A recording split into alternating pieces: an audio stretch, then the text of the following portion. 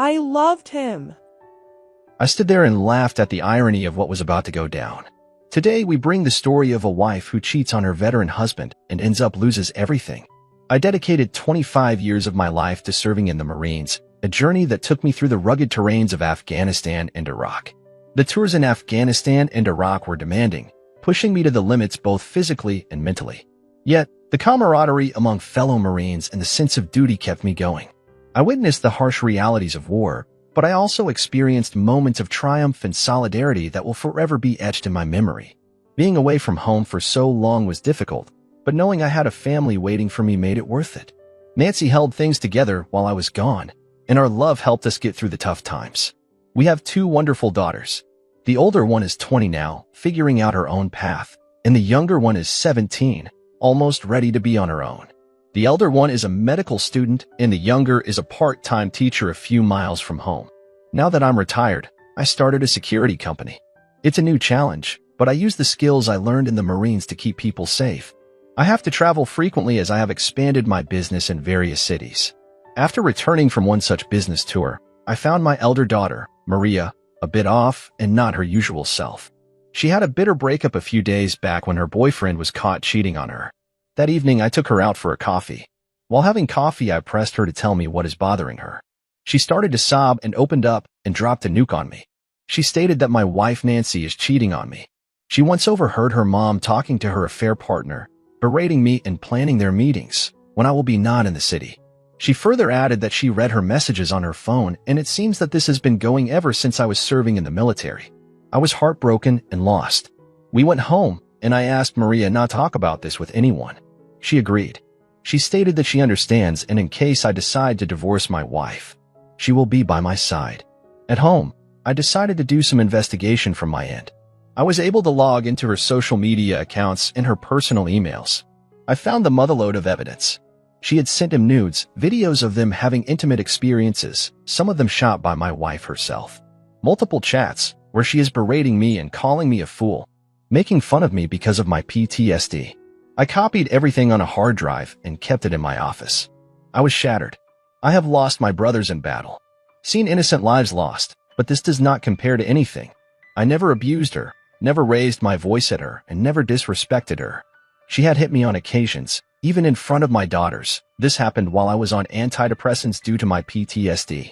I have a few friends from the army who were like brothers to me. They were all from the same unit as mine. All of them retired like me. I wanted to know about my wife's AP and wanted their help. I explained everything to them and asked them if they will help me. They all agreed and offered their support. We all set out to check my wife's background. We found out that my wife was having this affair with a man named Donald. He was her college sweetheart, and they had broken up when he had cheated on her. Birds of feather flocked together. We further found out that Donald was a criminal with a record in drug trafficking and petty thefts. Then came the biggest shock of all. My younger daughter was not mine. We did a DNA test on both my daughters, and it turns out that only the elder one is mine. It was then I decided that I would meet Donald and check what is going on. I wanted to meet him alone, but my friends insisted coming along. I refused. A friend of mine, a cop, now advised that I meet him in a group as it will be safe. I did not listen to him. I got to know that Donald was at a local bar drinking with his friends. I reached the bar and walked towards him. He saw me and got up from his seat, and he was drunk. He pointed at me and told his friends that the woman he is screwing for years, this is the lucky husband. He walked up to me and put his hand around my shoulder and whispered in my ear, "Your younger daughter is not yours. She is my spawn." I guess my wife must have told him. I held my composure, although every inch of me wanted to rip him apart. He then further berated me by saying that I have PTSD and at nights cry like a baby. He stepped over the line when he said, "Are your fellow soldiers also a wimp like you, and are their wives lonely and available?" I then shoved his hand off me. He slipped and fell down. While getting up, he pulled a gun out on me. I tried to calm the situation, but he kept walking forward. I quickly disarmed me and threw him across the floor. By then, my friends had arrived. They had followed me to that bar. Donald got up and snatched a fork from the nearby table and tried to lung at me. I moved back and landed a punch on his face. I heard a crack sound. I guess I broke his orbital bone. He collapsed on the floor and later was taken to the hospital. At the hospital, he had a cardiac arrest and died. The doctor said that his body was frail and was almost run its course due to drug abuse. My friend, who was a cop, was present at the scene and stated that there will be charges pressed on me as I had acted in self-defense. He later told me that he had his gun pointed at Donald before I landed that punch. He stated that he was almost ready to fire. I did not go home that night and stayed at a friend's house. In the morning, I went to the lawyer and gave him all the evidence and explained what had happened. He then stated that we should do a paternity test on my younger daughter for good measure. I was against this, but agreed to do it. I went back home and saw my daughters at home. I met them both and they hugged me just like always. In a few minutes, my wife came out and started screaming at me in front of my daughters and hit me in the face. I turned my face back towards her. It was at this moment she knew she effed up. I gave one back for good measure, and she had no clue what hit her, and she almost got knocked out. I quickly got to her and asked what happened. Why are you on the ground? Did something hit you in the head? She was all dazed and confused. I guess it was enough to factory reset her. She got back up and started screaming at me again and called me names and a killer. My daughters asked her what happened. I too chimed in and asked, yes, tell us what has happened. She was silent for a second and stated that I have destroyed her life by killing Donald, and it should have been me who should have died rather than him. I asked, why do you care for Donald? What business do you have with him? She stated that he was the love of her life, and she loved him. I then asked, why did she not divorce me and walk out when it was the time? I would not have stopped you. You could have had a divorce and married him. I then told her that you did not want to divorce me as you knew that Donald is just a cheap man who can only satisfy your carnal desires and he would never be your husband. You kept living with me as I was the husband you wanted and kept effing him as he was the tool for your body. I told her that she is plain disgusting and a waste of oxygen. I told her to leave the house and never ever try to look back. My younger daughter then asked her mother to stop. She walked up to her and just spat on her face. I scolded her for that, but she just ran to her room crying. My elder daughter held my hand and told her mother, don't let the door hit you in the butt. A few hours later, my mother-in-law called and started abusing me. I told her, call me when you have to talk and not judge. I hung up. She later called again and I sent her the videos and the images from my wife's social media. She was shocked and apologized to me. I hung up. A few days later, Nancy was served with the divorce papers.